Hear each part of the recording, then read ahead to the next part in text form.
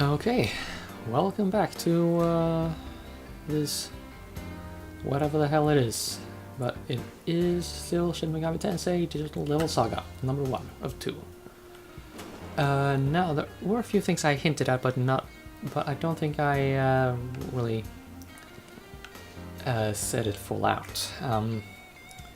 I don't know all that much about the Shin Megami Tensei world and references and stuff. I mean, I've played Persona 3 and 4, know them pretty well,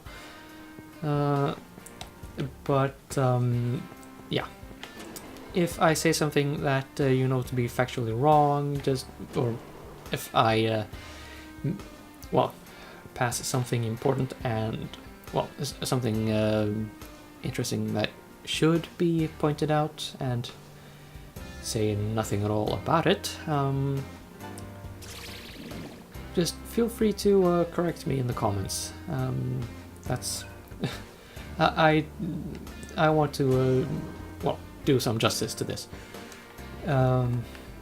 Also, since I am playing a new cycle, I am given to understand that there is a bonus secret super ouchie Atlas hard boss somewhere in the game, and yes, I am going to try to find this boss. I'm going to start the fight and probably get summarily wrecked and murdered and just destroyed all over the place. Yeah, while I'm messing around with these treasure thingies, you should note that some of them are traps. That can be anything from doing direct damage or a percentage-based damage on you, like a gravity spell in Final Fantasy. Could be some random status effect. Stun is pretty popular.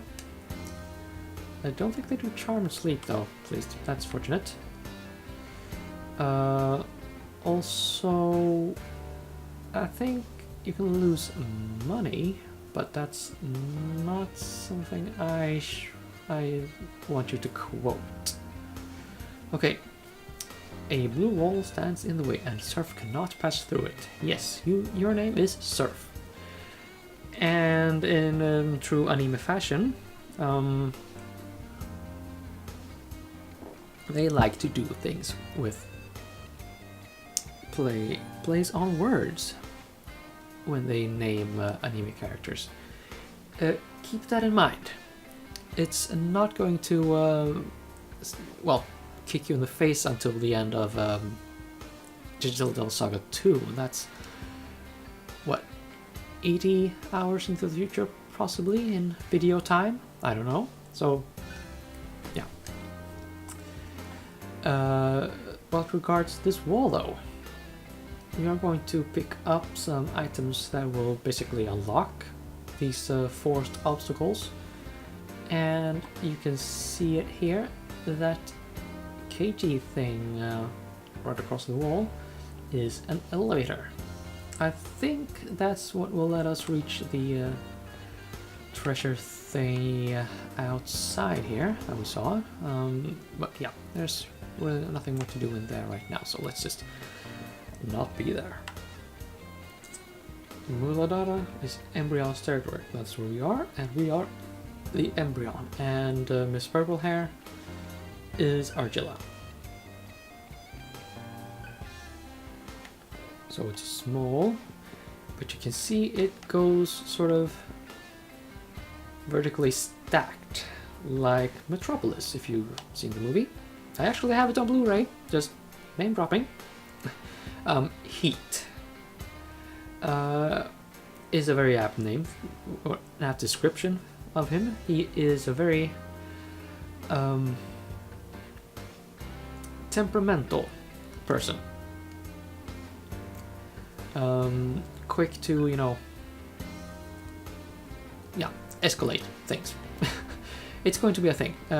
It's going to be a thing in the story. So It's not just some random ass name, just fish it out of a dictionary. It's a very good description for him. Everyone is acting illogically after being touched by the light. Yeah, so a bunch of light came out of a great big egg that was hit by a great big lightning bolt, and then we just sort of turned into demons and gourd stuff. What is this strange mark? That is going to be explained fairly soon, so don't worry about it. I'm not going to explain it here. Who's that person you brought here, sir? The address is as sir because Surf is the leader of the pack here. And that person is, of course, the black-haired girl. And yeah, black hair. That's actually they did that on purpose. Is all I'm gonna say. Note the color of the hair of the characters here. Surf is completely silver. Agila is pink. Heat is all red. This guy, as I said, is purple. This guy is blue. And Mr. Dreadlocks was also blue, I think. Mr. Personality, as he will be referred to in Digital Devil Saga 2, has turquoise hair. And your hair, I do not want to even guess.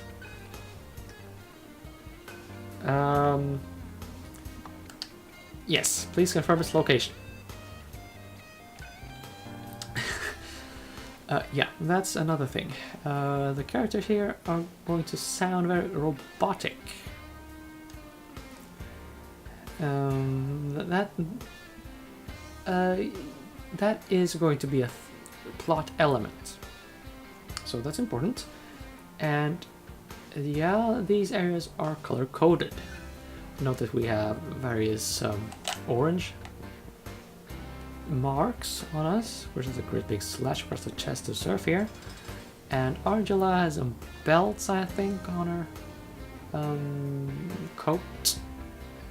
That actually shows leg, but yeah, whatever. Oh, you have a yellow hair. Are you important in any way then? So this guy explains the setup, or the premise of the world here. Let's just go through it. I think it's valuable information. Yeah. Okay, so there are 6 tribes. I was wrong about that before. Sorry. That's very basic information, but I appreciate the correction. Junkyard, that is the game world.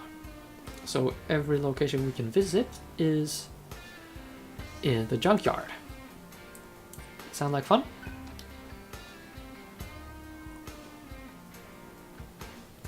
Muladhara is where we are. Aina and Sahasrara. You may actually recognize that from. I think that's the name of a sage in the Legend of Zelda games. Actually, I've never actually played those. Spoiler alert. Just go nuts, please. They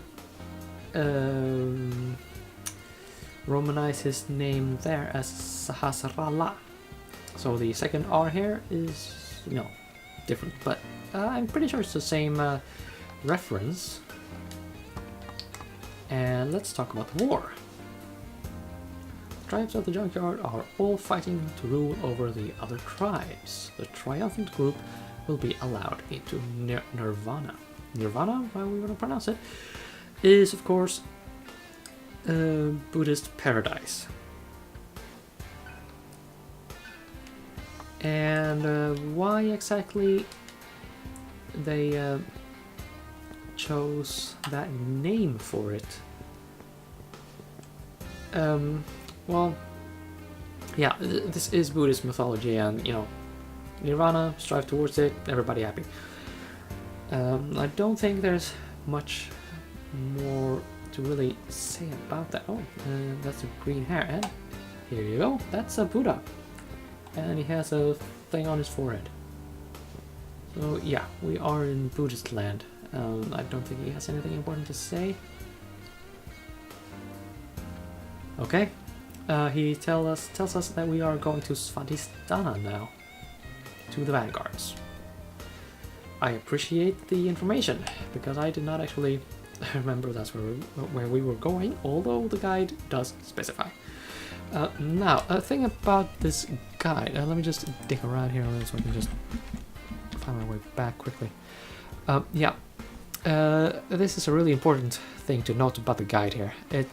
If you go to GameFAQs and search for guides for this game, you will find one by Misfit119. I think that is the most, well, the best formatted and most complete guide that you can find. It's a bit iffy in the language department, I suppose, but the real important thing is that the directions, like east-west particularly, are not always accurate.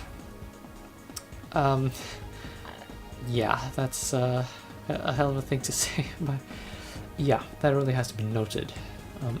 Okay, so for now we only have 3 locations here. Muladhara, where we departed from, Ground Zero, where we were at the introduction. Let's not go back there.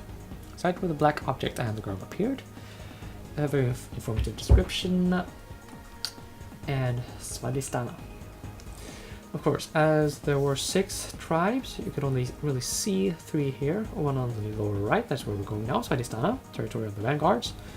And the red stuff up on the left, that is the territory of another tribe. We are going to go there soonish, but just not now. And in the middle is something very different. We are actually going to visit there really soon. It's going to lead us to the endgame dungeon as well. We're going to the endgame dungeon from that location. Note that in normal mainline, as it were, Shin Megami Tensei games, you can move around freely, well, freely-ish. You move around an icon on a world map freely. Here you move, well, you pick your location from a menu.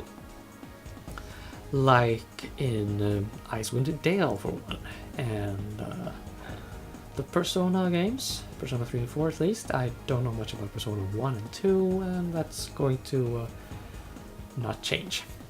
Well, anyway, enough prattling on. Let's go to Svadhisthana and start things. Do I want to go to Svadhisthana? Well, yes.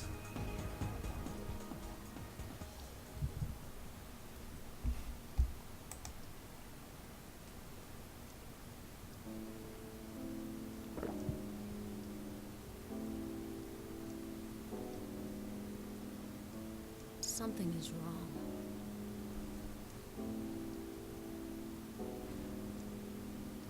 There are no guards.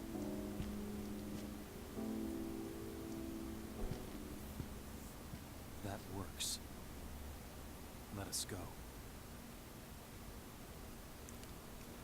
Yep, he don't give a fuck. Let me see if there's something. Ah, yeah. Here is a vendor. Remember that. Oh, there's an alarm bell going on. Sorry, I'll just have to look into this.